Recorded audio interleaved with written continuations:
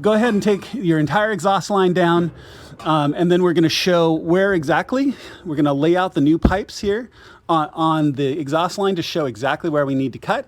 And if you're following this video later, you're going to have a huge advantage. You won't have to drop your exhaust line like we're doing right now to show you where these cuts are going to be. You'll have the measurements. As a reminder, if you're following that later, you don't undo the back box hangers. You don't undo these hangers because you won't need to. What you're going to do, and let me talk about it a little bit, because I do this all the time in my exhaust videos where you don't need to drop the exhaust line when you have measurements. Take a hose clamp. So once we figure out these measurements, so let's just pretend for a second that it's 3 inches, and we'll know for certain in a second.